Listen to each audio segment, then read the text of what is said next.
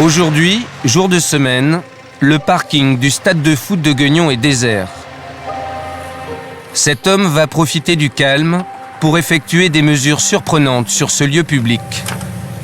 Avec cet appareil, il va évaluer le risque d'irradiation pour les personnes qui viennent dans cette zone. Déjà, faut pas aller loin. Déjà dans le coffre de la voiture. Donc ça veut dire qu'il y en a dessous là. Christian Courbon travaille pour la CRIRAD, le seul laboratoire français indépendant de recherche et d'information sur la radioactivité. Mon appareil indique qu'il y a de la radioactivité là sous mes pieds. Je vais aller vérifier un peu plus loin quand même pour voir si c'est la même chose partout. Bon alors là déjà on pète là, hein, voilà, vous voyez. Il y en a partout là. Oui, il y en a partout.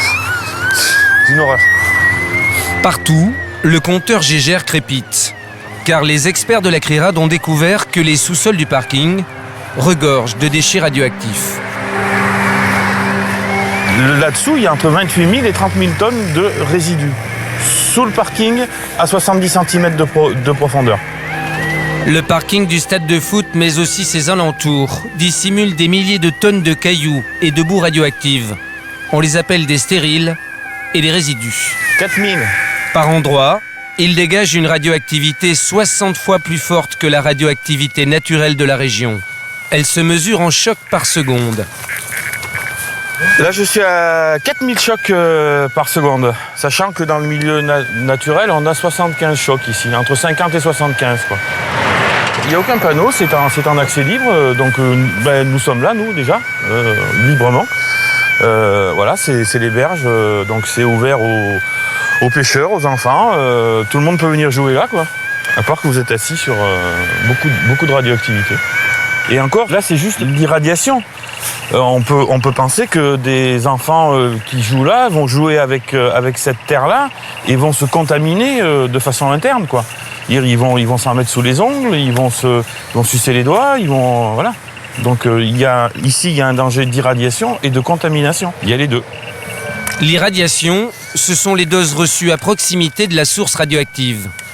Mais la contamination, c'est l'irradiation permanente, car notre corps transporte alors une source radioactive. Il y a 220 000 tonnes de déchets radioactifs en plein centre-ville de Gueugnon. Voilà. Cette quantité colossale est consignée dans ce rapport, rendu public en mars 2007. Au total, la CRIRAD a comptabilisé 225 550 tonnes de matière radioactive enfouies dans la zone qui va du stade de foot à la rivière. Ces déchets ont été rejetés par une ancienne usine d'extraction d'uranium située de l'autre côté de la berge. Cette usine, aujourd'hui démontée, était située sur ce terrain vague, entre ces deux hangars. Elle a produit pendant 25 ans du concentré d'uranium pour l'industrie nucléaire. Il y a 11 mois, les habitants de Gueugnon ont découvert avec inquiétude le rapport de la CRIRAD. Depuis, l'association locale de défense de l'environnement tente de cerner l'ampleur des risques pour la population. Personne ne sait ce qui s'y est passé en fait ici. Ben non, à part les gens du coin, quelques informations, les gens qui ont travaillé. Qui ont travaillé et qui ont donc manipulé toutes ces matières qui peuvent témoigner encore, ceux qui sont encore en vie. Un de ces anciens salariés de l'usine a accepté d'aider les habitants à collecter des informations. Jules Rameau a travaillé 25 ans pour l'usine d'uranium, jusqu'à sa fermeture en 1980. Vous faisiez quoi ? Il était contremaître. Son témoignage est essentiel.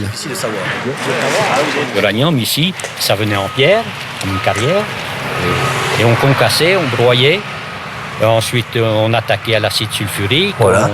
on faisait des précipités, on filtrait. Oui.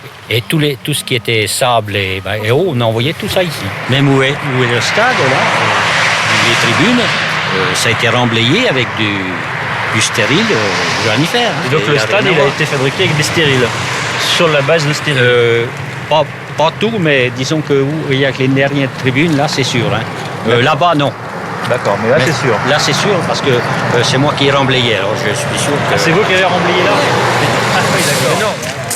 Sous le parking, sous les tribunes du stade, mais aussi sur ce terrain voisin, 225 000 tonnes de matière radioactive ont donc été enterrées avant d'être simplement recouvertes d'une couche de terre. Les résidus radioactifs, ça occupe quoi? Enfin, les premiers, En proportion. en proportion, je sais pas, à peu près attendez, je sais pas si on voit les talus ici, parce que moi, c'est par rapport au machin. Aujourd'hui, la décharge radioactive a disparu sous la végétation et Jules Rameau a du mal à en cerner les contours. À peu près peut-être 20 ou 30 mètres ici, jusque là-bas au chemin. Au total, les déchets sont enfouis sur 12 hectares de terrain. Quelques années plus tard, la commune a même créé un parcours de santé sur ce site. Depuis peu, il a été démantelé. Là, il y avait des agrès, où les gens font leurs petits exercices et ils faisaient le tour du terrain. D'accord. Le tour du terrain radioactif. Donc il y avait un parcours Vita où les gens étaient censés, disons, se mettre en forme. On peut dire qu'ici, il y a eu un travail de désinformation, non-information, où on a essayé de faire une démonstration, en fait. Démontrer que ça, finalement, bon, c'est pas si dangereux que ça, finalement. Bien caché dans la nature, vous voyez. Maintenant, c'est très écologique. Des décharges radioactives comme celle de Guignon, il en existe un peu partout en France.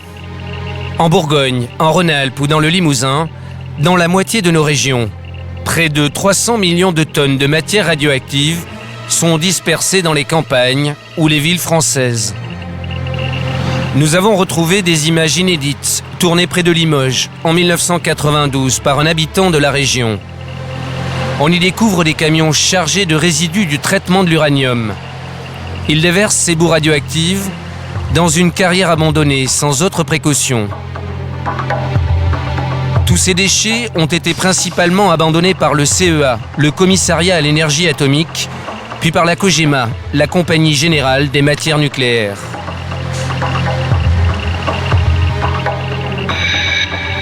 De 1946 à 2001, ces deux entreprises contrôlées par l'État ont exploité 210 mines d'uranium sur le territoire français. Pendant 55 ans, elles ont fourni le combustible nécessaire pour alimenter nos centrales nucléaires et fabriquer nos bombes atomiques. Pour cette physicienne nucléaire réputée, le CEA et la COGEMA se sont crus tout permis.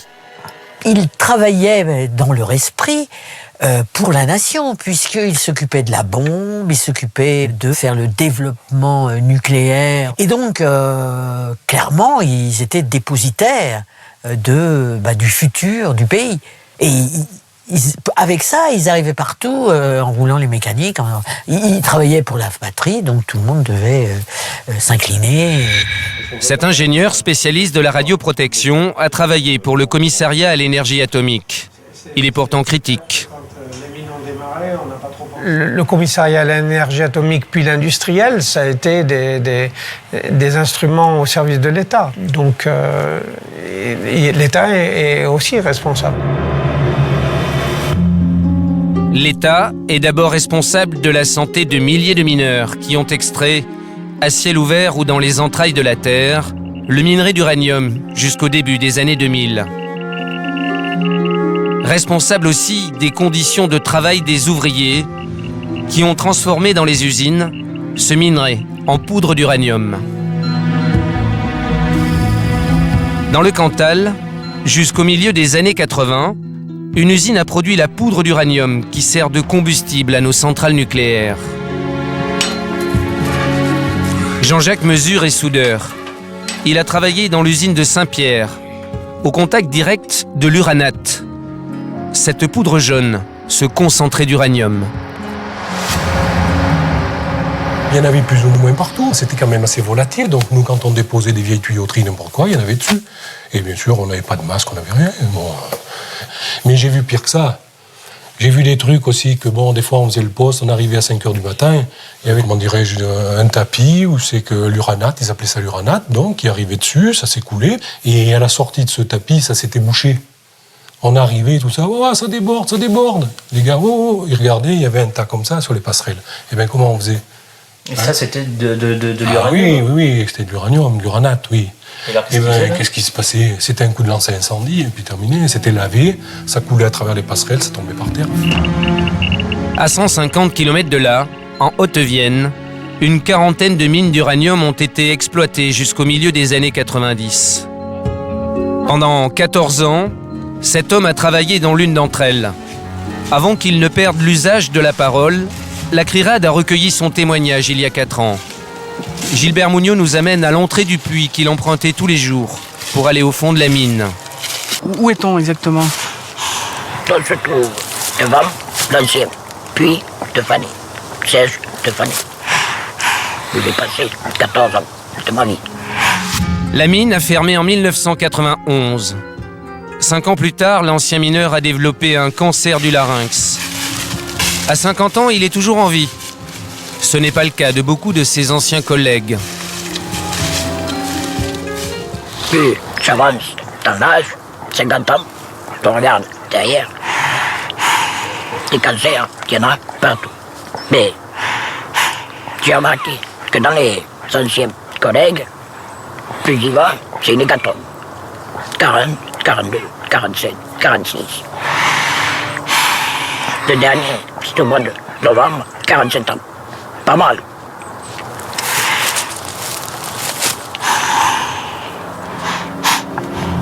On fait une pause? En Haute-Vienne et dans les 210 mines d'uranium françaises, pendant des décennies, les mineurs ont été très exposés. Car il n'existe aucun moyen de se protéger, par exemple, de l'irradiation dégagée à proximité du minerai d'uranium. Comment se protéger contre le rayonnement gamma direct? Tu peux rien faire. T'as rien, t'as pas de protection. Travailler comme ça. Il t'aurait fallu 20 cm de peu. Tu veux traîner. Est-ce que vous avez un suivi sanitaire, vous? J'ai quitté le 6 septembre 91. Ça a été fini après. C'est fini. J'ai plus le suivi personne de la Cogema. Pour la Cogema et l'État, l'extraction de l'uranium a toujours été une activité minière comme les autres, sans danger particulier pour ses travailleurs. Mais il y a 4 mois, une étude épidémiologique française a mis fin à cette version officielle. Plus de 5000 mineurs ont été suivis pendant plus de 30 ans et les conclusions sont claires. Les travailleurs de l'uranium meurent plus que le reste de la population de cancer. Presque 1,5 fois plus de cancer du poumon, presque 2 fois plus de cancer du rein. L'analyse de la mortalité des mineurs d'uranium français confirme en particulier l'existence d'un excès de mortalité par cancer du poumon. L'analyse indique également un excès de mortalité par cancer du rein. Ce constat n'est pas celui d'un organisme militant. Il émane de l'Institut de radioprotection et de sûreté nucléaire, un organisme de l'État. C'est ce chercheur qui a supervisé l'étude. Dominique Laurier est formel. Les travailleurs de l'uranium décèdent plus que les autres de cancer. On voit en effet apparaître certains types de pathologies, en particulier les cancers, et le résultat principal, eh bien, c'est une augmentation de la fréquence des cancers du poumon à l'intérieur de cette population. Chez les mineurs, ces cancers du poumon sont surtout provoqués par le radon, un gaz très toxique dégagé par le minerai d'uranium. Pour le chercheur, ce gaz, mais aussi l'irradiation causée par le minerai, n'est pas sans danger pour les populations. Chez les mineurs d'uranium, la dose maximum au poumon est due au radon. Ce qui ne veut pas dire qu'en effet, sur certains autres types de populations, sur certains autres types d'expositions, on a des connaissances aujourd'hui pour indiquer que des fortes doses de rayonnement gamma peuvent entraîner également des cancers, y compris des cancers du poumon. À Gueugnon, quels sont les risques pour la population au contact des matières radioactives abandonnées dans la ville? Retour à proximité du stade, de l'autre côté de la rivière. Nous allons cette fois-ci mesurer l'irradiation, c'est-à-dire l'impact de la radioactivité sur le corps humain. Saturation du radiamètre, 15 000. Là, c'est dangereux. À 2 pas de l'ancienne usine démantelée de la Cogema, l'expert de la CRIRAD a trouvé un point radioactif qui bloque carrément la mesure de son compteur Geiger. On sature le compteur Geiger au-delà de 15 000 chocs et en débit de dose au contact, on a 20 microsieverts. C'est-à-dire qu'en irradiation? En irradiation, on a 20 microsieverts. C'est-à-dire en quelques dizaines d'heures, on va passer la limite annuelle admissible. Ici, 15 heures de présence dans l'année suffisent pour qu'un pêcheur assis reçoive 300 microsieverts, la dose maximale admissible sur un seul lieu, fixée par les normes internationales. À l'emplacement de l'ancienne usine, tout a été nettoyé parfaitement. Et à l'extérieur de ce site, dans le domaine public, on est 100 fois au-dessus. C'est incroyable. Avant de quitter Gueugnon, nous avons croisé à proximité du stade des ouvriers de la Cogema, devenue l'entreprise Areva depuis 3 ans. C'est pas courant qu'il y ait des travaux sur le site. Nous en avons profité pour rencontrer leur chef de chantier, en caméra dissimulée. Depuis que les mesures inquiétantes de la CRIRAD sont connues, le préfet a demandé à Areva de chercher une solution. C'est cet homme qui devrait s'en charger. Nous, on a commencé, si vous voulez, à regarder ce qu'on pouvait faire. Et on a même fait faire des devis. Et là, on attend, c'est le préfet qui gère l'affaire.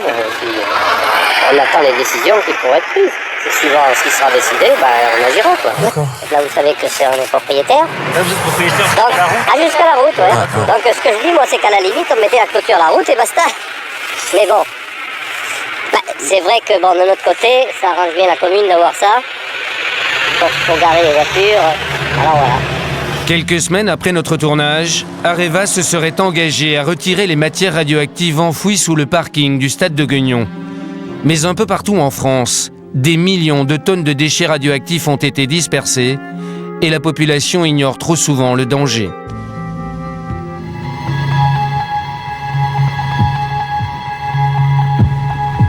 Commune de Saint-Priest-la-Prugne, dans le département de la Loire.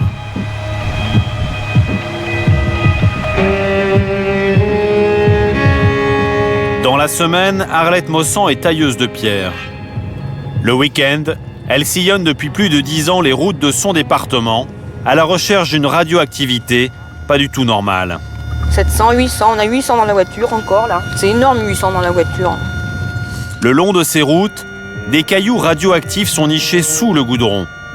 À 60 km/h, le compteur Geiger enregistre à 50 cm du sol 800 chocs par seconde, 4 fois plus que la radioactivité naturelle de la région. On a mesuré des endroits là où il y a 10 000 au sol. Ah oui, d'accord. Malgré le goudron. Ouais, on a encore beaucoup là. Ah oui, c'est énorme en fait. Oui, enfin, dans un lieu public, c'est énorme. Quand Arlette détecte un point très radioactif, elle s'arrête pour préciser ses mesures. Comme ici, en plein cœur du village de la Prugne.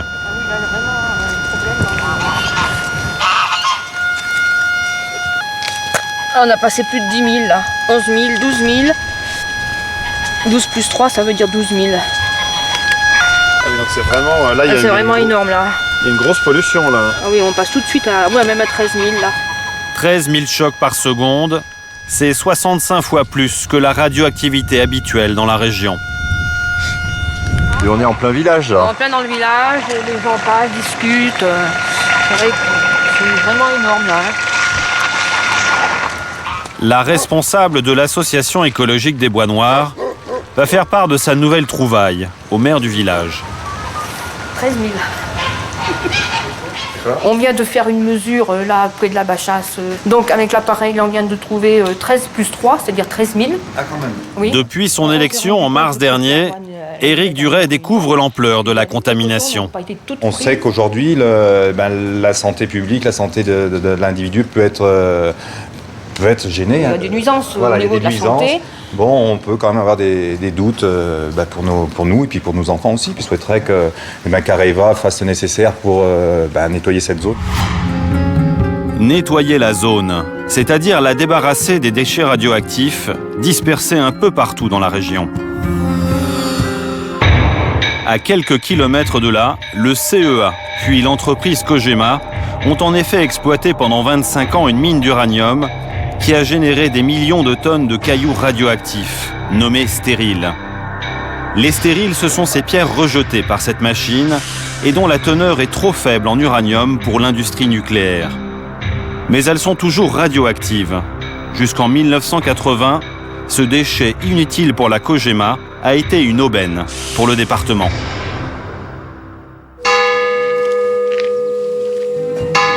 À Saint-Priest, depuis que le collectif des Bois Noirs et la CRIRAD ont révélé l'ampleur de la dispersion, d'anciens employés de la mine se sont mis à parler. Jean-Paul Seignol a été chauffeur de camion pour la Cogema. Sur le site minier, il croisait souvent du personnel de la DDE, la direction départementale de l'équipement, qui venait se servir. La DDE mettait des pelles. La Cogema dit voilà, vous chargez là. Ils se mettaient sur la verse à stérile, un gros remblai, un gros tas de stérile. Ils tapaient dedans, puis ils charriaient, les camions partaient. Alors, à droite, à gauche, n'importe où. Voilà pourquoi certaines routes du département crépitent. Elles ont été construites sur des stériles par les services de l'État. C'était gratuit ou il fallait l'acheter? Ah normalement, moi j'ai jamais vu de facture. Peut-être que ceux qui recevaient quelque chose, ils donnaient une petite enveloppe pour le comité d'entreprise ou savoir, peut-être 2-3 bouteilles par-ci par-là d'apéro, je sais pas. Mais il n'y avait pas de bon pesée ni de facture. Il y avait une bascule, on ne faisait pas. On embarquait et terminé. La Cogema se débarrassait de ces stériles à moindre frais, mais ne prévenait personne de la nature radioactive de ces déchets. D'ailleurs, vous-même, vous saviez ce que vous transportiez ou pas? Moi, je savais que c'était du minerai d'uranium, mais minerai d'uranium, pour moi, c'était comme du minerai de fer ou du charbon enroulé, comme un camion normal, des bennes, des camions bennes, pas branchés, non. Il n'y avait pas de sigle uranium dessus, j'imagine. Moi, il n'y avait pas de sigle, non.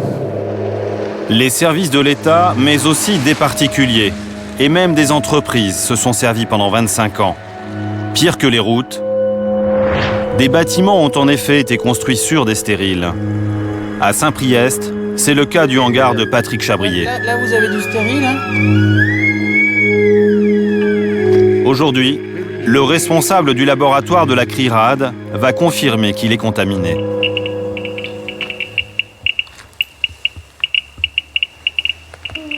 « 1,5 microsievert par heure. Les milliers de mètres cubes de stériles contenus dans ce sous-sol présentent un risque pour la santé des personnes qui travaillent ici. Vous aviez eu un acheteur éventuel?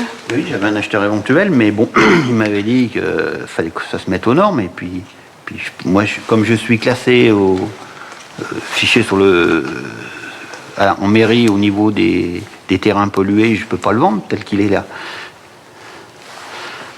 Et vous avez essayé d'en parler à Areva ou d'une manière... J'en ai parlé notamment à Areva et puis ils m'ont dit si vous le vendez à ce moment, on va dépolluer. Mais bon, on ne peut pas trouver un vendeur avant que ça soit dépollué, on ne peut pas mettre la charrue avant les bœufs. Faut commencer par dépolluer, après on peut trouver peut-être un acquéreur. Bon, on y va ? Aujourd'hui, ce chef d'entreprise a l'impression d'avoir été berné par la Cogema. Dans les années 1970, il a récupéré avec son père des milliers de mètres cubes de stériles sur lesquels repose son local. Donc tout ça, toute cette partie s'est remblayée en stérile? Toute cette partie, oui, qui est même un peu au-dessus. Donc vous avez, vous voyez la hauteur.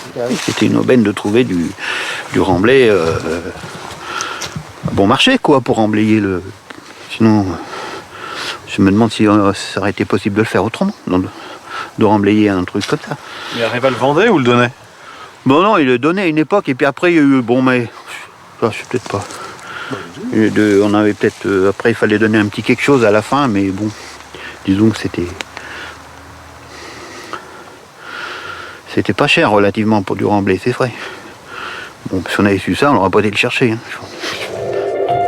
Comme Patrick Chabrier, de nombreux habitants regrettent d'avoir accepté les largesses de la Cogema. Enfin, vous êtes quand même coincé, vous. Bah, on est coincé avec ça parce que on peut ni vendre ni rien faire, quoi. Dès qu'on trouve une solution, et puis c'est pas... Moi, je voudrais pas laisser un cadeau empoisonné aux enfants. Hein. Qu'est-ce qu'ils vont faire de ça? Ça va devenir quoi, hein? Je sais pas quand même... Après moi, ils vont faire quoi, hein? Je voudrais qu'ils se débrouillent avec ça.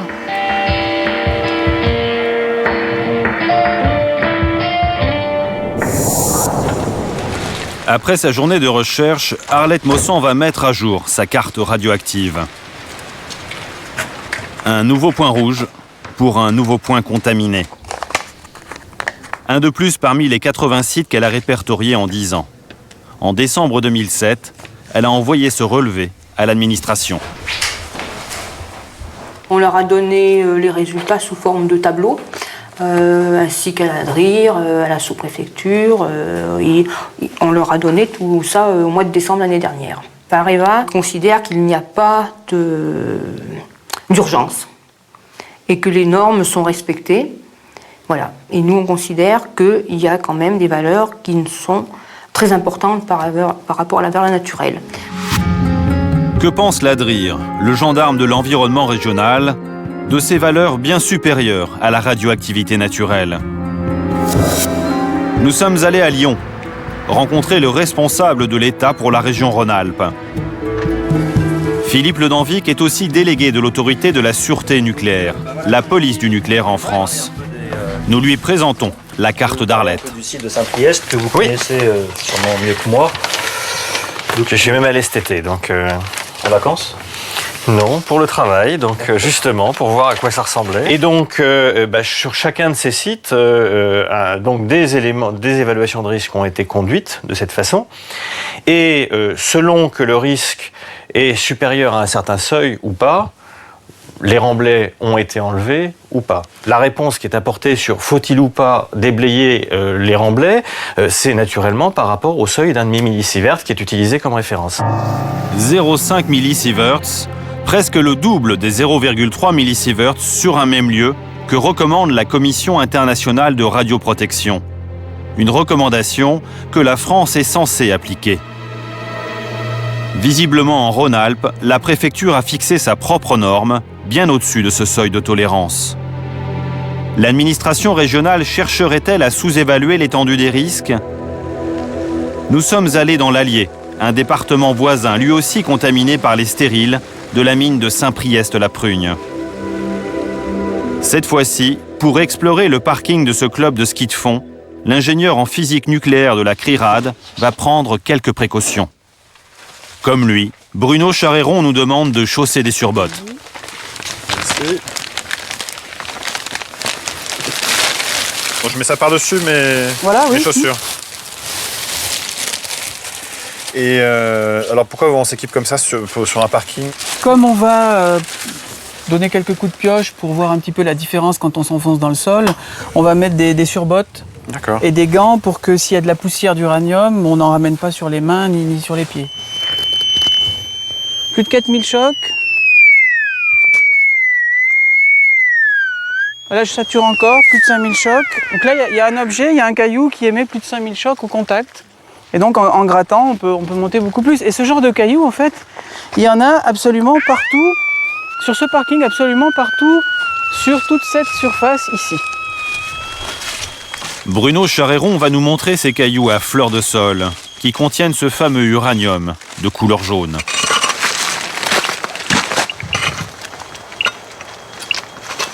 Vous voyez ? L'ingénieur va mesurer l'irradiation, c'est-à-dire l'impact sur le corps humain de ce caillou radioactif.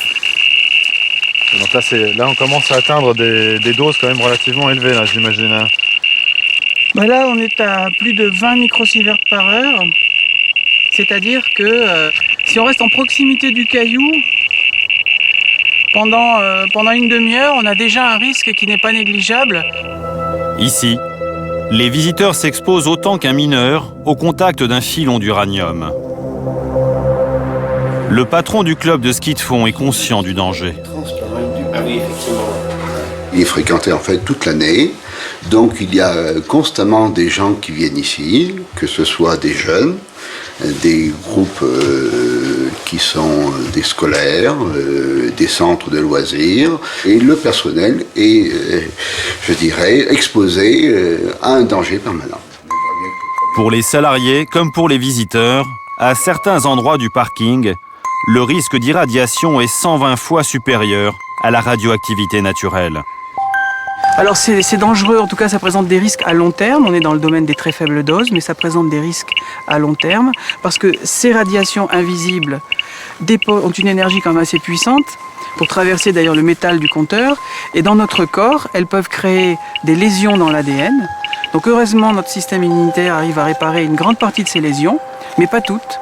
Et celles qui ne sont pas réparées peuvent conduire à des mutations dans l'ADN et à long terme, plusieurs décennies après l'exposition, à des cancers par exemple, mais également à d'autres types de pathologies. C'est pourquoi laisser dans l'environnement accessible au grand public des matériaux qui ont ce niveau de radioactivité et une radioactivité qui est éternelle, la période de l'uranium c'est 4 milliards d'années, ça n'a aucun sens. Retour chez la police du nucléaire. Philippe Ledanvic conteste les mesures au sol de la CRIRAD. Selon le responsable de l'État, cette mesure au sol n'est valable que si les personnes sont allongées par terre. Quelqu'un qui travaille, oui, mais à ce moment, oui. Lui, il court un risque techniquement. Cela étant, la question est de savoir sur quelle mesure vous vous basez. Si vous vous basez effectivement, comme ça figure dans l'étude de la CRIRAD, en prenant la mesure au sol, je suis désolé, il n'y a personne au niveau du parking de ski de fond qui va rester couché sur le parking de ski de fond. Ça n'a pas de sens. Pour le haut fonctionnaire, la mesure doit se faire à 1 mètre du sol. Et tant pis pour les jeunes enfants ou les jambes de leurs parents. À Valence, dans son laboratoire, Bruno Charéron va nous démontrer, avec un caillou prélevé sur le parking de ski de fond, que les méthodes des services de l'État minimiseraient les risques. Donc là, pour limiter les risques et les doses que vous prenez, je vous demande simplement de passer à 2 mètres. Alors bien sûr, ce qu'on dit nous, c'est que les gens ne restent pas couchés sur le parking du foyer de ski de fond, mais que par contre, n'importe qui, des enfants peuvent prendre ces cailloux, les ramener chez eux, et si par exemple ils mettent ce morceau de minerai, par exemple sur leur table de chevet, même à cette distance par exemple, à une dizaine de centimètres, on a déjà plus de 10 microsieverts par heure, c'est-à-dire, disons, 100 fois le niveau naturel habituel. Et ce qui est très critiquable dans la méthode qu'utilise Areva pour contrôler la radioactivité sur ces anciens sites où il y a des remblais radioactifs, c'est que les mesures qu'ils font sont faites à peu près à 1 mètre au-dessus du sol. Et à 1 mètre au-dessus du sol, on a un niveau qui n'est pas normal. Ici, on a à peu près 7 fois plus que le niveau naturel. On sent bien qu'il y a quelque chose de radioactif, mais ça ne rend pas du tout compte de la quantité de radiation que l'on recevrait si on est au contact de ces matériaux. Et surtout, cette méthode ne permet pas justement de vraiment diagnostiquer la présence de ces morceaux de minerai dans les sols. Au contact, ce stérile irradie jusqu'à 65 microsieverts de l'heure. Ce caillou est donc un vrai déchet radioactif.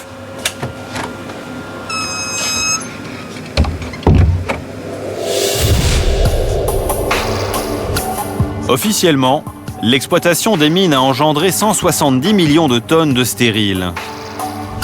Mais il y a plus grave.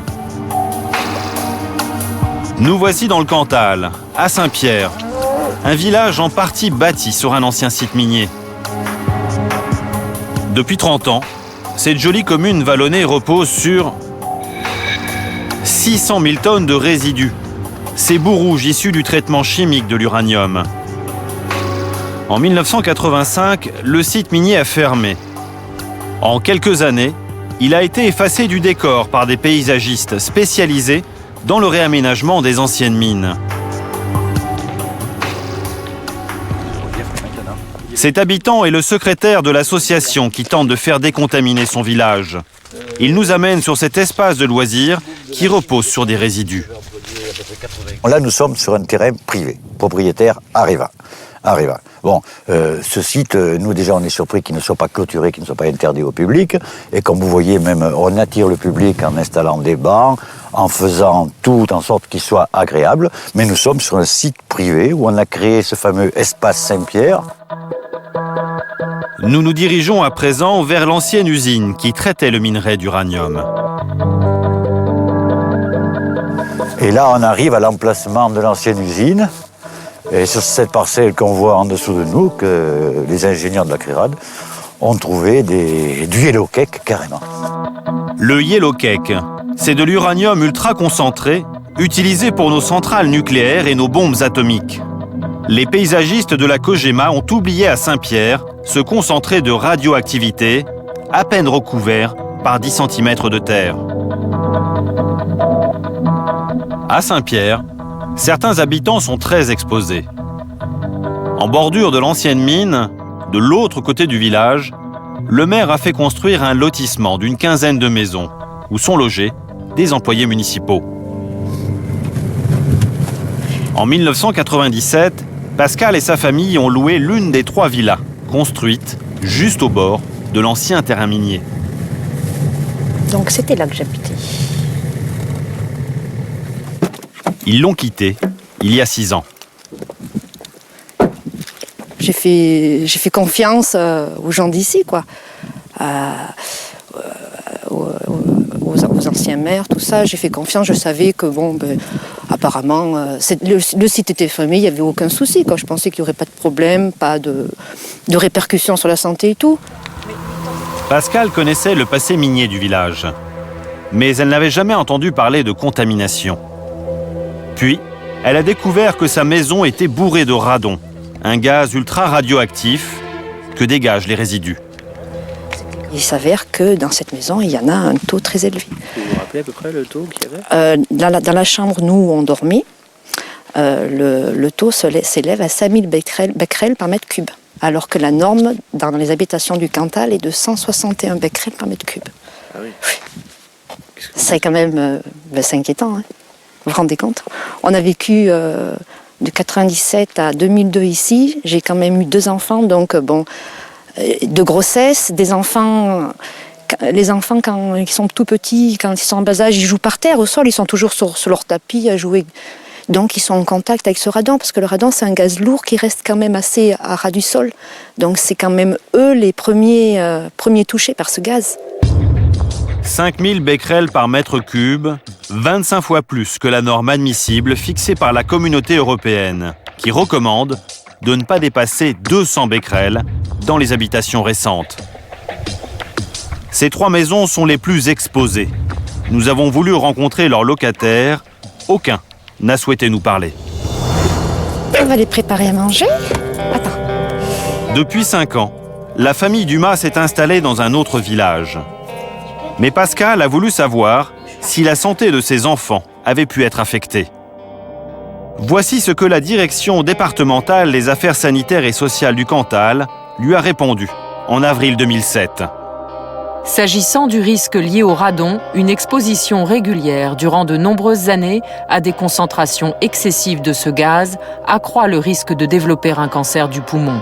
Mais le premier facteur de risque du cancer du poumon reste néanmoins, et de loin, le tabac. Cette réponse a particulièrement choqué Pascal.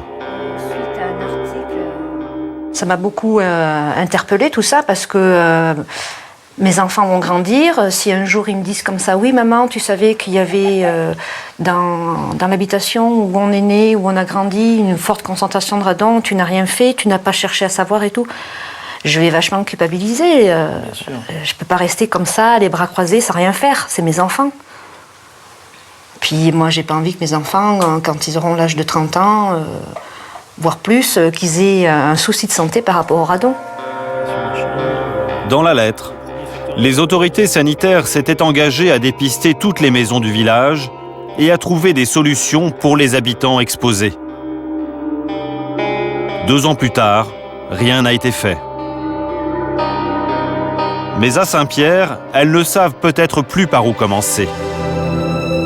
Dans ce joli village, même le lac est contaminé. Interdit à la baignade depuis peu, il a servi de base de loisirs jusqu'en juin 2005.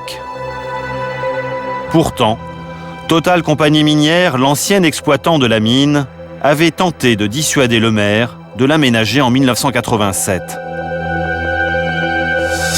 Je tiens à vous mettre en garde. Des prélèvements mettent en évidence l'influence de la proximité du gisement d'uranium sur la qualité chimique de l'eau. Je dégage par la présente lettre toute responsabilité de la société Total quant à la création de l'ouvrage décidé par votre municipalité. Avant de quitter Saint-Pierre, nous avons pris rendez-vous avec son maire pour lui demander quelques explications. Mais à notre arrivée, il nous a fait faux bond. Officiellement, il était parti en voyage. Depuis, il n'a plus répondu à nos demandes d'interview.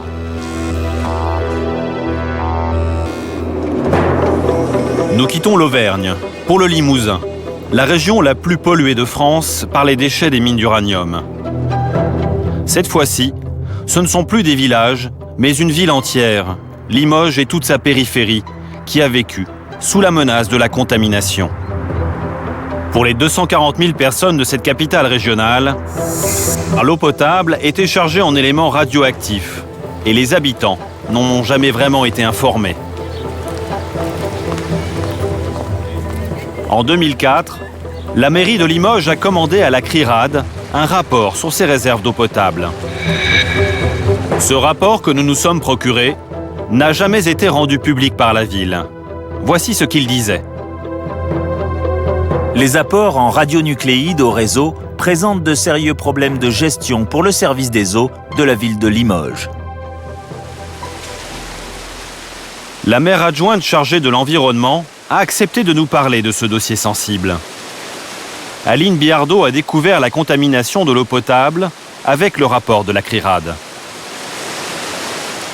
On n'arrivait pas à savoir comment aborder cette situation de départ de la Cogema. C'est-à-dire qu'en fait, ils partaient en laissant derrière eux toutes les saloperies, excusez-moi, qu'ils avaient accumulées pendant leurs années d'exploitation. C'était des dizaines d'années d'exploitation. Ils ont quand même finalement dans cette histoire reconnu leur faute de manière assez importante parce que... Je pense qu'au début, ils ne voulaient pas, et puis ils ont fini par l'admettre, parce que de toute façon, la ville de Limoges se serait dirigée tout droit vers du contentieux assez lourd, et là, évidemment, ça ne faisait pas les affaires de Cogema. Donc, assez habilement, effectivement, ils ont décidé de mettre la main au porte-monnaie et de régler définitivement le problème. Officiellement, le problème serait définitivement réglé. Mais nous allons remonter étape par étape le cours de l'eau et découvrir que la contamination a seulement été différée. L'eau potable de Limoges vient en grande partie de 3 grands étangs situés sur les hauteurs de la ville. Depuis que la mairie a menacé Areva, la multinationale s'active autour de ces réserves d'eau potable. À l'étang de la Crouzille, les pelleteuses achèvent de curer 50 000 mètres cubes de boue radioactive. Avant même la fin des travaux, la lettre environnement du groupe Areva crie victoire. La Crouzille, mission accomplie. Fin octobre, la multinationale a organisé une visite sur place pour la presse et les associations locales. Nous nous sommes invités dans le bus pour écouter cet homme à l'allure détendue, le responsable de l'environnement d'Areva. Donc en fait là, sur votre gauche, vous avez ce stockage qui contient 5 millions de tonnes de résidus de traitement. Et si on peut faire demi-tour ici, on va sortir. Christian Andrès nous amène autour de l'étang de la Crouzille pour nous convaincre que les travaux réalisés par son entreprise ont définitivement décontaminé cette réserve d'eau potable. Donc aujourd'hui, on a une situation où les bassins sont, pour certains, pas totalement remplis, à moitié remplis, avec un contrôle de la qualité des eaux en fin de décantation. Et très rapidement, on a pu voir des eaux qui étaient à très faible teneur en matière en suspension. Parce qu'en fait, il y a quand même eu un investissement ici de plus d'1 million d'euros. Je veux dire, il faudrait quand même que cet investissement ait porté ses fruits et que la qualité du travail soit reconnue par tout le monde et qu'on ne soit pas obligé d'y revenir. Le message est clair, circulez, il n'y a plus rien à voir. Première étape de notre enquête dans le Limousin. Nous retournons sur place avec un habitant de Limoges qui connaît bien le dossier et le directeur du laboratoire de la CRIRAD, Bruno Charéron. Nous allons effectuer des mesures à 100 mètres au-dessus de l'étang de la Crouzille, au bord d'une rivière qui alimente cette réserve d'eau potable. Bruno Charéron va vérifier si cette eau est contaminée.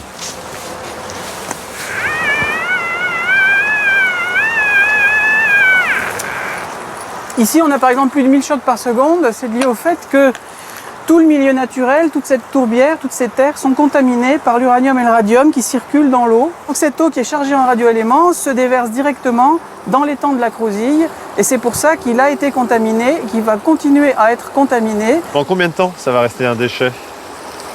Si personne n'enlève ces terres contaminées, elles vont rester contaminées pendant des milliards d'années puisque la période de l'uranium, c'est 4,5 milliards d'années.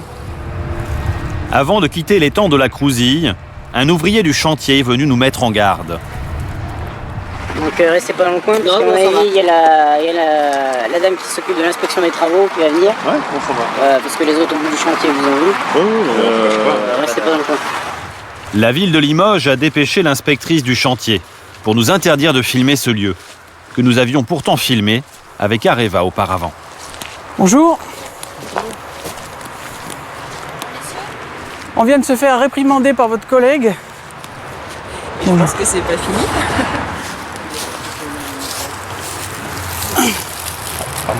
Moi, ça crée la panique au bureau. Maintenant, on me demande de venir. Donc voilà. Vous leur dites que c'est Sources et Rivières du Limousin.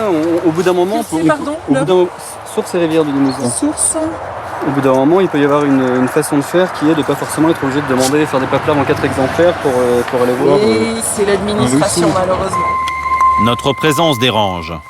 Mais que craignent donc les services de la ville? Deuxième étape de notre enquête, nous allons remonter à la source de la contamination. Au sommet de ces collines, où se trouvent les anciennes mines d'uranium, à 3 km à vol d'oiseau. C'est un pionnier du combat contre les déchets radioactifs qui va nous y conduire. Depuis la fin des années 80, Thierry Lamireau sillonne la région pour accumuler les mesures, les relevés, les photos. Un véritable travail de fourmi. À 500 mètres d'altitude, voici Penny, cette mine à ciel ouvert, bourrée de déchets radioactifs, fermée il y a 15 ans et aujourd'hui remplie d'eau. Alors ce qui est dramatique, c'est que dans un site pareil, comme ils ont laissé remonter les eaux, il y a ce qu'on appelle toutes les fines, c'est-à-dire les particules très radioactives encore, mélangées à tout un panel de produits chimiques. Ça baigne dans les eaux et ça part partout, ça part dans tous les cours d'eau. Comme toutes les mines d'uranium ici, en tout cas en Limousin, sont au-dessus de tout le reste, par courbe de niveau et par gravitation, tout s'en va vers le bas. Donc on retrouve ça dans la rivière Gartempe, dans la Vienne, et puis Cogémas on lave les mains, et puis tout le monde ferme les yeux. Donc c'est vraiment un scandale, vraiment sanitaire. Hein. C'est vraiment dégueulasse d'avoir fait ça. Et il y a des tas de sites comme ça. Voilà pourquoi dans la région, des anciennes mines contaminent continuellement les réserves d'eau potable de la ville de Limoges. Contrairement à ce qu'affirme Areva, le curage des étangs ne serait donc qu'une solution provisoire.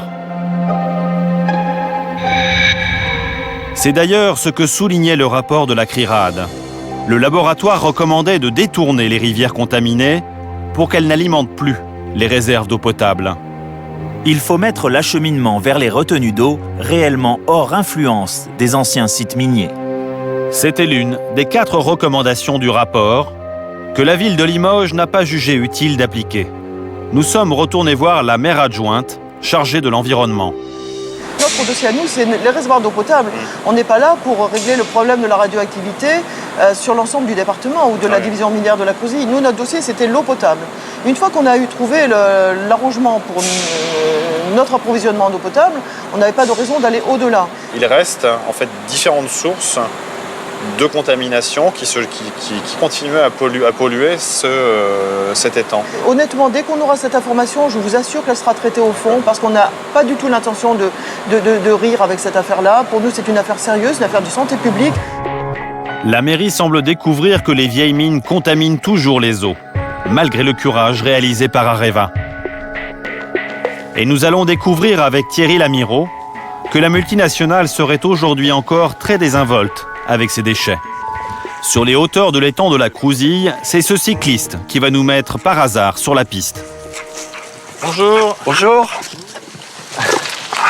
On va vous interrompre 2 petites secondes. Oui, si c'est possible, pardon, dans l'effort. Merci. Vous savez que vous vous baladez sur un ancien site de la Kojima. Oui, avec des mines. Vous y avez travaillé ou pas? Non, d'accord. Cet été, cet habitant aurait vu passer des convois de camions qui auraient déversé leur contenu en pleine nature. Non, juste là-haut, là. Là, c'est parti. Il y a eu la terre de ramener de la Crouzille, l'étang de la Crouzille, il y a quelques temps. Ah, parce qu'on est près de Belzane ici? Ils ont nettoyé. Non, là, ça n'a pas été mis là, c'était mis à côté de Bessines, à Belzane. Moi, j'ai vu les camions faire des allers-retours ici. Mais quand? Quelle année? L'année dernière. Quand l'étang de la Crouzille a été... En 2007? Là, non, 2008. C'est 2008.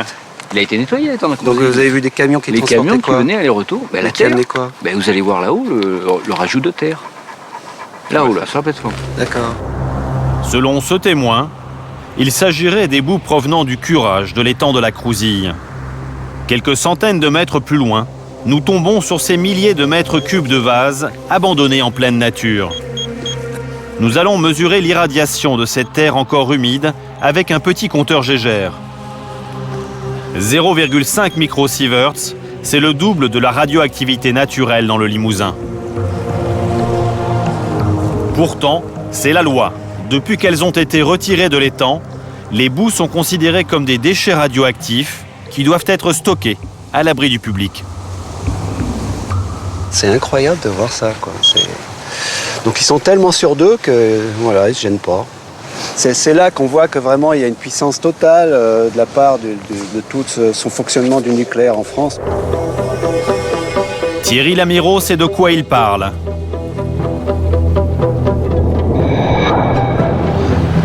Sur ces images qui n'auraient jamais dû être filmées, il a surpris la Kojima en train de se débarrasser de ses résidus de traitement de l'uranium.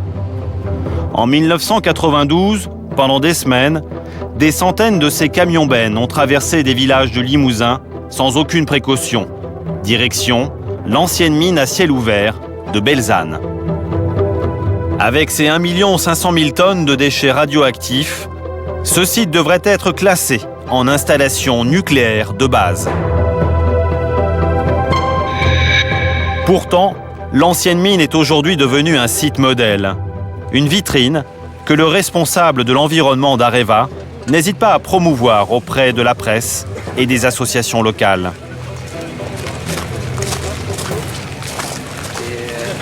Aujourd'hui, dans ce stockage, on a les boues de Saint-Pardoux, on a les boues de l'étang de la Crouzille et les boues du dernier étang qui a été curé, c'est-à-dire les boues de Belzane. C'est vraiment un site, je veux dire, qui jusqu'ici est un peu un site pilote. Il est bien évident que toutes les conclusions qui pourraient émaner des études qui sont assez détaillées et poussées sur le site de Belzane pourraient être transposées après sur d'autres sites. L'intégration paysagère est tout à fait correcte et puis en plus ça favorise la biodiversité puisque vous avez des espèces d'oiseaux qui sont tout à fait intéressants. Le responsable de l'environnement d'Areva a l'air sûr de lui. Pourtant, même l'Institut de radioprotection et de sûreté nucléaire considère que cette décharge fuit de toutes parts. Cet organisme, sous tutelle de 5 ministères, est la voix de la France pour la protection des populations en matière nucléaire. Pour le responsable du service de sûreté des déchets radioactifs, Belzane est tout sauf un site modèle. Dans le cas de Belzane, des eaux sortent des ouvrages qui sont aujourd'hui abandonnés, et ces eaux sont chargées en uranium et de manière générale en radioactivité. Donc aujourd'hui, on connaît la qualité de ces eaux et on sait que la qualité de ces eaux ne permet pas un rejet sans traitement vers le milieu environnant, vers le milieu naturel. Pour constater ces fuites radioactives, nous sommes retournés à Belzane. Le portail de ce site, soi-disant sécurisé, était cadenassé. Nous nous sommes contentés d'un chemin de traverse. Donc Bruno, c'est un site fermé et c'est l'une des grandes décharges radioactives françaises d'Areva. Oui, c'est un stockage de résidus radioactifs qui sont donc des déchets radioactifs. Il y a plus d'1,5 million de tonnes. Et ce qui est choquant, c'est de voir que le grillage, en fait, n'est pas complètement fini. On peut passer à travers facilement. C'est un problème qu'on a constaté sur de nombreux sites d'Areva, c'est qu'en fait, les grillages ne sont pas entretenus de façon suffisante. Et donc tout le monde peut entrer. Bah là, on le voit bien. D'ailleurs, les gens ont l'habitude de passer sur ce petit sentier. Et ils ont ainsi accès au site de stockage de déchets radioactifs. En En contrebas de la décharge, Areva a installé une station de traitement des eaux. Mais à leur sortie, elles sont encore très chargées en éléments radioactifs.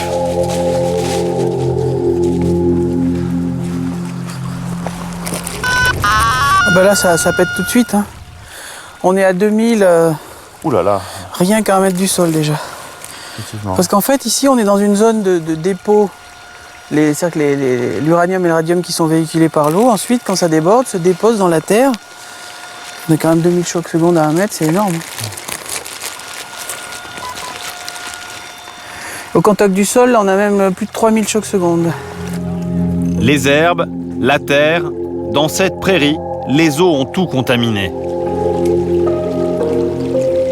Mais ici, dans ce pré, on a une illustration typique de l'absurdité de la gestion des anciennes mines d'uranium et des stockages de déchets radioactifs, les résidus. C'est qu'en fait, les sites de stockage fuient, ne sont pas étanches, donc les eaux sont contaminées. Elles contaminent ensuite tout le milieu aquatique et les prairies en aval. On le voit très bien ici, toute cette prairie est contaminée à des niveaux qui sont vraiment importants. Le niveau de radiation à 1 mètre du sol est, disons, 10 fois supérieur à la normale. Et en plus, la terre elle-même est un déchet radioactif. Et pourtant, l'administration laisse Areva continuer à laisser se produire ces écoulements et même à rajouter des sédiments contaminés dans le site de Belzane. Belzane n'est pas le seul site nucléaire où l'administration et Areva ont été négligents.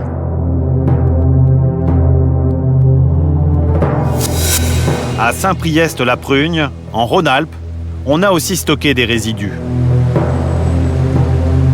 2 millions de tonnes de boue radioactive entreposées à 1 mètre sous ces eaux. Ici aussi, le site est soi-disant sécurisé. Alors cette porte s'ouvre absolument sans difficulté. Je prends une carte de crédit de mon portefeuille. Carte de crédit. Voilà. Un site protégé.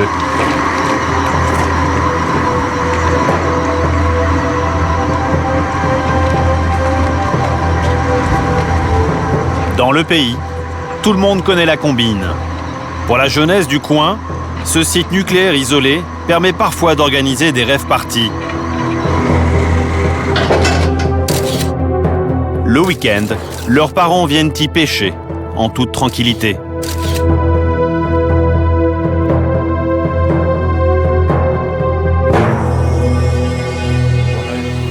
Ailleurs en France, la Cogema a légué aux populations d'autres cadeaux encore plus empoisonnés. Retour dans le Limousin avec Thierry Lamireau. Ce pionnier de la traque aux déchets nous emmène à contre-cœur à Margnac, l'une des anciennes mines où la Cogema a franchi la limite. On est les mains nues, on n'a pas de protection respiratoire, on n'a rien, donc il faut peut-être pas trop y rester longtemps. Et comme moi personnellement, je m'en suis pris une bonne tapée depuis de nombreuses années, je souhaite pas y rester longtemps, quoi. Notre compteur Gégère ne cesse de biper et Thierry Lamireau est inquiet. Car sous nos pieds, sur ce terrain, la Cogema a stocké en catimini des déchets très radioactifs. En 1992, il a surpris des camions décharger ces fûts, qu'il a photographiés avant qu'ils ne soient enterrés. J'ai vu des camions qui arrivaient la nuit avec l'estampille de déchets radioactifs et qui balançaient tout là, hein, dans cet endroit-là. Officiellement, 176 000 fûts contaminés par le Yellow Cake, ce concentré d'uranium destiné à nos centrales nucléaires, ont été largués en pleine nature. Il y a eu toute une époque aussi, il y a tout un tas de fûts concassés ou pas, pleins ou pas, qui sont mis là, des milliers de fûts. Des milliers de tonnes de déchets radioactifs de nature inconnue que l'administration a laissé disparaître. Munis de ces preuves, les associations du Limousin ont décidé de porter plainte pour abandon de déchets, pollution et mise en danger de la vie d'autrui.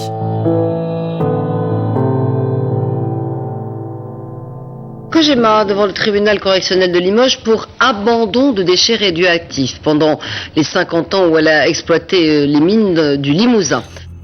En juin 2005, pour la première fois, la multinationale française du nucléaire se retrouve sur le banc des accusés, au tribunal correctionnel de Limoges. À ce moment-là, les citoyens plaignants croient encore en leur justice. Nous prétendons qu'il y a véritablement un gros problème de pollution, un gros problème de déchets et il faut que la justice passe. 5 mois plus tard, c'est la consternation. Le 14 octobre 2005, la COJEMA est relaxée. Elle sort du tribunal sans la moindre condamnation. Aujourd'hui, l'avocat qui soutenait les associations pense que la partie était perdue d'avance. Areva a profité d'une réglementation taillée sur mesure pour l'industrie nucléaire, un régime d'exception pour ces déchets radioactifs. Alors, la défense d'Areva, qui a été extrêmement efficace, a consisté à dire vous devez appliquer les règles du droit minier, qui sont encore une fois extrêmement favorables à l'exploitant, puisqu'elles sont faites pour permettre le développement de l'industrie minière. Donc on applique le droit minier, on applique le droit nucléaire, et la combinaison des deux fait que finalement on a une définition de déchets qui ne permet pas d'englober la plus grande partie de ce que l'on retrouve aujourd'hui dans la nature. Donc au final, officiellement à Bessines, il n'y a pas de déchets pour la justice. Alors officiellement, il n'y a pas de déchets effectivement dans le Limousin. C'est au-delà de Bessines. Il n'y a pas de déchets dans le Limousin aujourd'hui. Oui. C'est réaliste. Bah, écoutez, oui, ça me pose un vrai problème. Nous nous sommes procuré le dossier d'instruction. Avant procès, le juge chargé de l'enquête avait sévèrement pointé du doigt la responsabilité de la COJEMA. Ces faits caractérisent à la fois des modes de gestion non réglementaires de déchets radioactifs, mais encore des négligences substantielles de la part d'une société industrielle d'envergure mondiale. Le juge d'instruction a refusé de s'exprimer. Nous avons contacté un magistrat proche de l'enquête pour lui demander pourquoi le tribunal a relaxé la COJEMA. Il nous a parlé franchement, sans savoir qu'il était enregistré. Tout a été apaisé complètement, la COJEMA s'en fichant totalement. Ils ont suivi l'information d'un œil amusé, sans s'y intéresser vraiment. Et vous considérez qu'ils ont été relaxés alors qu'ils n'auraient pas forcément dû l'être? Ah bah c'est mon avis. Mais... C'est votre avis? Enfin moi, je suis content d'avoir fait mon travail, parce que dans quelques années, quand on verra les bombes à retardement qu'a laissé la COJEMA, au moins je ne serai pas mis en cause. C'est une satisfaction morale. L'impunité pour le pollueur. En France, le droit suprême du nucléaire a supplanté le droit commun. Au revoir. Cette justice qui s'applique à tous. Aujourd'hui, les habitants des régions contaminées par les déchets des mines d'uranium continuent de se battre pour tenter de léguer à leurs enfants un avenir le moins radioactif possible. Pour protéger les générations futures, il faudrait mettre tous les déchets radioactifs définitivement à l'abri. Mais les lois de la République ne le permettent pas. En France, le nucléaire est un domaine réservé, un précaré où les décisions ne se prendraient qu'au plus haut niveau, à l'Élysée. Nous allons vous raconter comment des ministres et des députés n'ont jamais eu leur mot à dire face à la puissante compagnie qui fournit à la France son combustible nucléaire. Comment la COJEMA, devenue depuis Areva, a réussi à faire passer ces rejets radioactifs pour de vulgaires déchets domestiques. Notre histoire commence en 1991. Un ancien journaliste, Pierre Desgroppes, a été nommé à la tête du Conseil supérieur de la sûreté de l'information nucléaire. Cette année-là, il rend son rapport sur les dépôts de matières radioactives au ministre de l'Industrie, mais aussi de la Santé et de l'Environnement. Dans ce rapport, il consacre un chapitre aux déchets des mines d'uranium françaises. En 7 pages, Pierre Desgroppes pointe tous les dangers à venir, les quantités énormes de déchets, leur dispersion, et surtout il affirme que la radioactivité des résidus de traitement de l'uranium serait sous-estimée. Le résidu contient encore un peu d'uranium, mais surtout la quasi-totalité des descendants radioactifs de l'uranium, et en particulier le radium-226. Les résidus, ce sont ces millions de tonnes de boue radioactive rejetées dans les campagnes, comme ici dans le Limousin, et même dans certaines villes françaises. Selon Pierre Desgroppes, la dangerosité de ces résidus serait négligée par la COGEMA et l'État. Ce spécialiste en radioprotection va nous expliquer que Pierre Desgroppes avait raison. L'uranium, en général, il n'est pas tout seul. Il a des enfants radioactifs, et il en a une douzaine ou une quinzaine. Et on a dit on se préoccupe que du père et pas des enfants. Or, il se trouve que les plus toxiques, c'est pas le père, sont les enfants. Et donc, on attire un trait sur les enfants qui sont la préoccupation majeure aujourd'hui. C'est un non-sens scientifique et technique. Ces enfants très radioactifs de l'uranium devraient être pris en compte car ils restent présents dans les résidus de traitement. Le directeur du laboratoire de la CRIRAD va nous le démontrer. Voici un échantillon de ces résidus prélevé à Belzane, près de Limoges. Bruno Charéron va le placer dans un spectromètre, un appareil qui va mesurer l'importance de la radioactivité des enfants de l'uranium.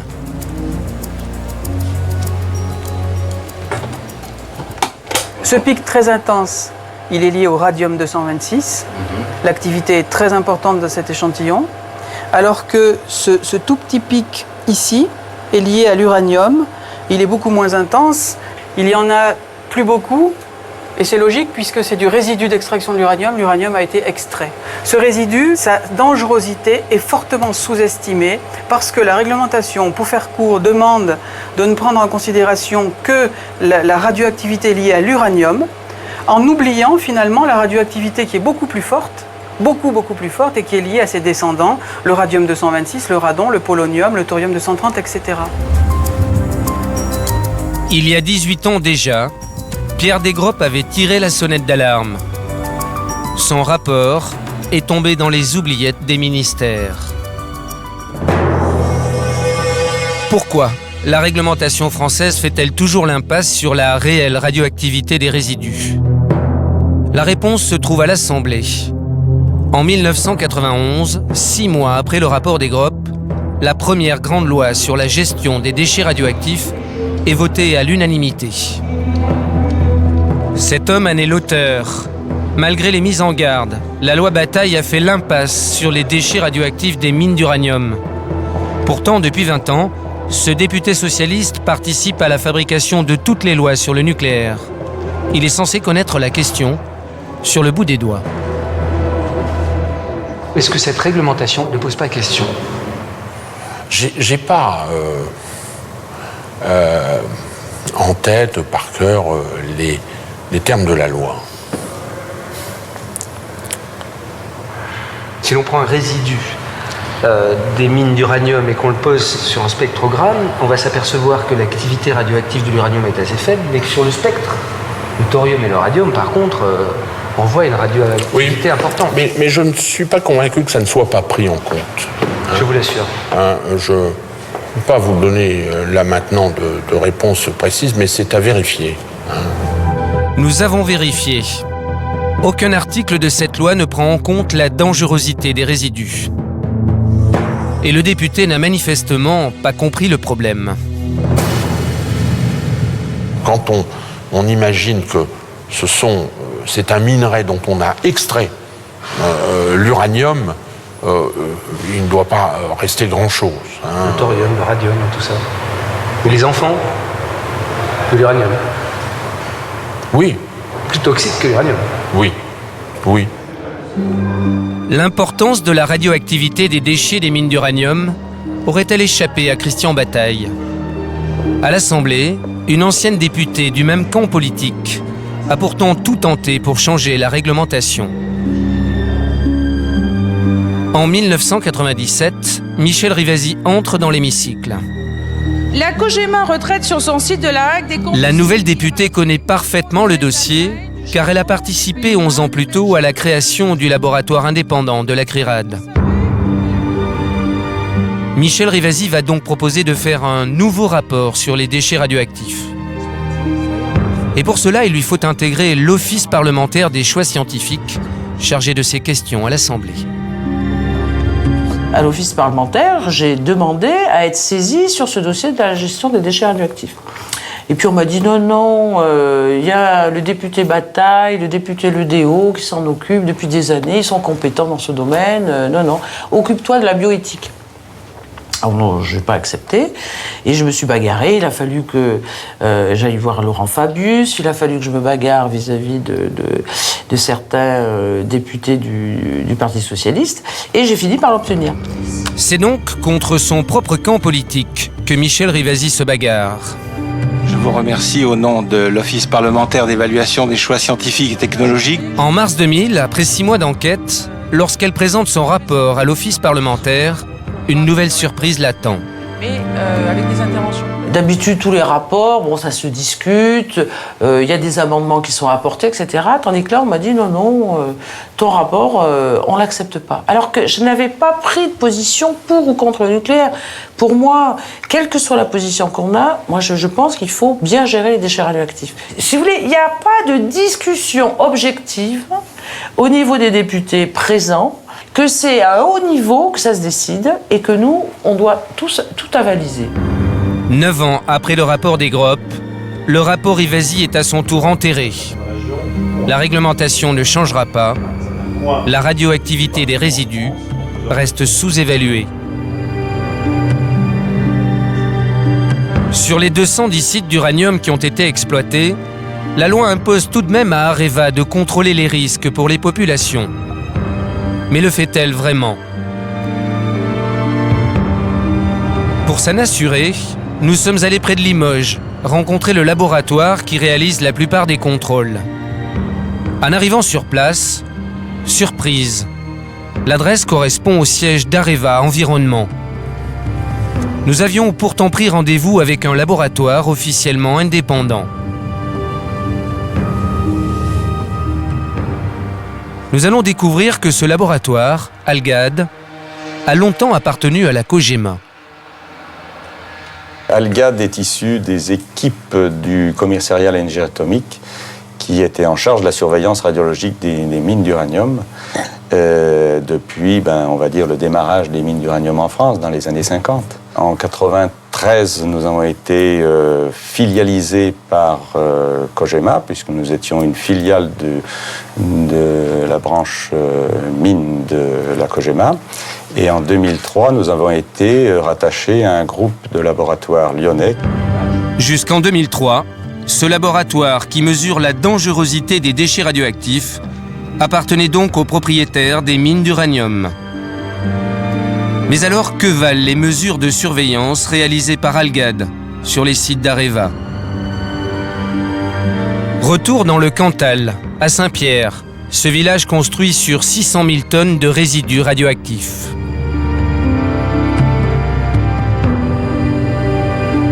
Direction, le lotissement communal. Cet expert du laboratoire de la CRIRAD mesure la radioactivité dégagée par les résidus le long des jardins. 2000 coups secondes, 1000, 800, 700. Nous arrivons à proximité d'un capteur de surveillance placé par Algad pour le compte d'Areva. Et là, on arrive sur une machine qui mesure aussi là, là, on arrive sur un dosimètre de site. C'est ce qui fait les mesures légales. Elles sont bien situées pour vous? Disons que là, au pied de cet appareil, on est à 460 chocs, 480 chocs. Quand on remonte le long de cette clôture, on a des points à 2000 chocs et ça va de 700, 800, 1000, 2000, voilà. Et il est au point le plus bas. Là, je peux pas dire autre chose. D'accord. C'est bizarre. S'agirait-il d'une erreur? Quelques centaines de mètres plus loin, voici un nouveau capteur de contrôle. Là, on est à quel niveau à peu près ici? Donc là, on est à 700 chocs secondes. Si je fais quelques mètres, je vais monter à 3 fois, 4 fois cette mesure-là, quoi. D'accord. Donc c'est vrai qu'on peut mesurer sur un site très contaminé, on peut mesurer pas grand-chose si on veut. Tout dépend de l'endroit où on va poser la station de mesure. Donc ces machines ont été posées par l'exploitant, à l'endroit où l'exploitant a bien voulu les poser. Et elles sont posées opportunément? Elles sont posées pas forcément opportunément, non. On n'a pas la même conception de l'endroit où il faut mettre ce genre de capteur, quoi. Au cours de notre enquête, tous les capteurs que nous avons croisés ne se trouvaient jamais sur les points les plus forts de radioactivité. Et c'est bien le problème. Car ce sont les mesures faites par ces capteurs qui sont transmises aux organismes de l'État, chargés de veiller sur la santé des populations. C'est ce qu'a découvert Corinne Lepage lorsqu'elle est devenue ministre de l'Environnement en 1995. Je donne un exemple qui est une réalité. Je vous disais que je me suis un peu occupée de l'OPRI. J'ai demandé à l'OPRI, l'Office de protection contre les rayonnements ionisants, qui était chargé de contrôler la radioprotection, c'est-à-dire l'aspect santé, comment ils faisaient leurs mesures. J'ai demandé d'abord à leur directeur, je n'ai pas eu de réponse. Au bout d'un mois ou un mois et demi, j'ai envoyé un courrier, je n'ai pas eu de réponse. J'ai envoyé une lettre recommandée avec accusé de réception, ce qui n'est pas dans les usages de l'administration, pour apprendre que l'OPRI ne faisait aucune mesure et qu'elle se contentait de celle que la COGEMA lui transmettait. Donc nous avons en fait un système dans lequel il y a un mélange permanent des genres entre contrôleurs et contrôlés. C'est-à-dire que ceux qui sont chargés du contrôle sont en réalité ceux qui sont chargés de faire en sorte que l'industrie du nucléaire n'ait strictement aucun problème de quelque nature que ce soit. Pourtant, l'État dispose de ses propres contrôleurs, censés mesurer la radioactivité et le respect des normes sur le terrain. Dans leur préfecture, que font donc les inspecteurs des DRIR, ces gendarmes de l'environnement, au niveau régional? Retour à Limoges, la capitale du Limousin, la région la plus contaminée de France par les mines d'uranium. Souvenez-vous, c'est ici qu'en 2005, la COGEMA s'est retrouvée devant les juges pour abandon de déchets.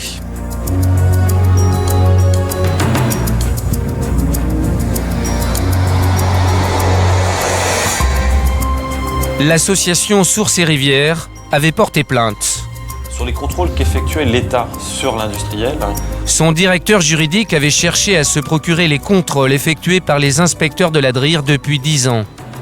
Peine perdue. On s'est rendu compte qu'il n'y avait aucun rapport d'inspection et notamment aucun contrôle inopiné qui avait été fait par la DRIR sur les sites.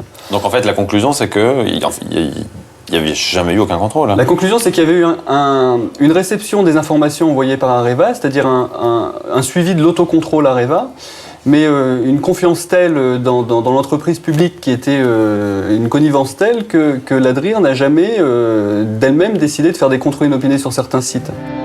Pourquoi les inspecteurs de l'État ont-ils donné carte blanche à la COGEMA? Pourquoi n'ont-ils pas contrôlé les anciennes mines d'uranium? Peut-être parce que ces ingénieurs formés à l'école des mines ont été longtemps placés dans les préfectures par le patron de la COGEMA en personne. Le directeur général de la COGEMA, qui était M. Sirota, se trouvait en même temps le patron du corps des mines, c'est-à-dire le patron de tous les gens qui étaient chargés d'inspecter les centrales nucléaires et bien entendu l'usine de La Hague. Et là, il m'apparaissait une incompatibilité totale. Mon collègue de l'industrie aurait été assez d'accord avec moi, M. Borotra, auquel je rends hommage, pour que M. Sirota choisisse entre les deux postes. L'Élysée, à l'époque, n'a pas été d'accord. Jusqu'en 1999, Jean Sirota était le PDG de la Compagnie Générale des Matières Nucléaires, mais aussi l'homme qui pouvait faire ou défaire la carrière des inspecteurs de l'État, chargés de contrôler son entreprise. C'est-à-dire que c'est lui-même qui nommait les inspecteurs des DRIR qui allaient contrôler la COGEMA. Et nous, à l'époque, moi j'étais présidente de la CRIRAD, et j'avais fait un recours gracieux en disant, attendez, là ça va pas.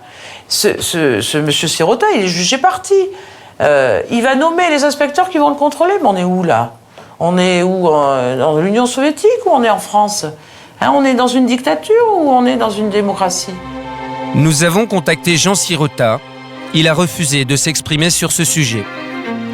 La ministre de l'Environnement, qui avait tenté de limiter ses pouvoirs, affirme que l'industrie nucléaire ne traite qu'avec l'Élysée. C'est pas chez le ministre que les décisions se prennent en matière nucléaire. Jamais. Mais je vois pas un seul exemple où c'est chez le ministre que les décisions se sont prises.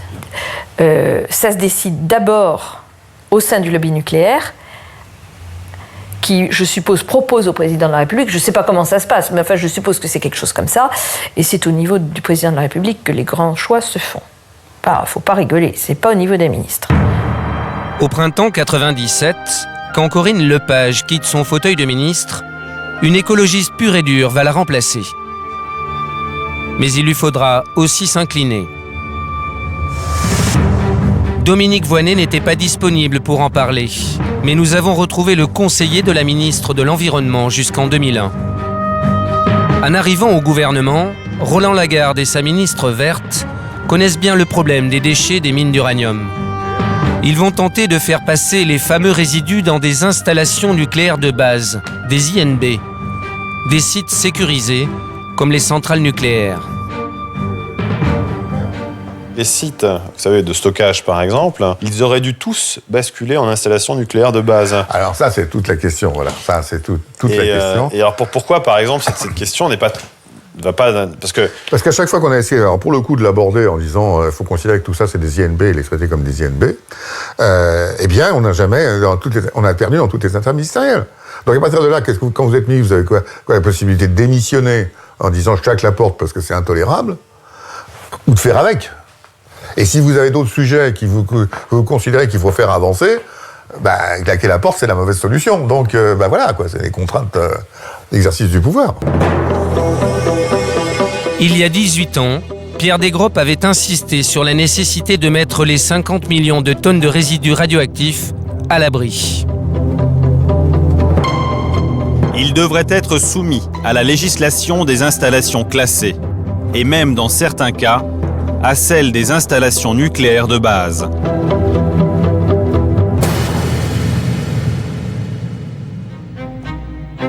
Aujourd'hui, les résidus reposent dans des sites qui sont parfois ouverts au public. Regardez bien ce film de communication réalisé pour la Cogema en 1999. Le deuxième producteur mondial de combustible nucléaire explique comment ces 210 mines d'uranium françaises ont été restituées à la nature après leur fermeture. Nous réaménageons pour faire en sorte que la nature puisse finalement se rétablir le plus facilement possible. Nous sommes un peu des faciliteurs, en quelque sorte, pour que la nature puisse reprendre ses droits. Pour que la nature reprenne ses droits, la Cogema a enterré les déchets de ces mines d'uranium. Elle a recouvert des millions de tonnes de résidus, ces boues radioactives, avec des stériles, ces cailloux radioactifs, avant de déposer sur le tout une couche de terre pour faire un beau décor. Nous sommes intervenus pour les préconisations de végétalisation pour répondre à la restauration écologique du site. Alors les deux grands principes fondamentaux, c'est l'intégration paysagère, éventuellement aussi favoriser le retour de la faune sur le site. Avant, après, et voilà le travail. Partout en France, de beaux espaces naturels, des bases de loisirs, des habitations dissimulent des millions de tonnes de matière radioactive. Des décharges invisibles qui risquent très vite d'être oubliées.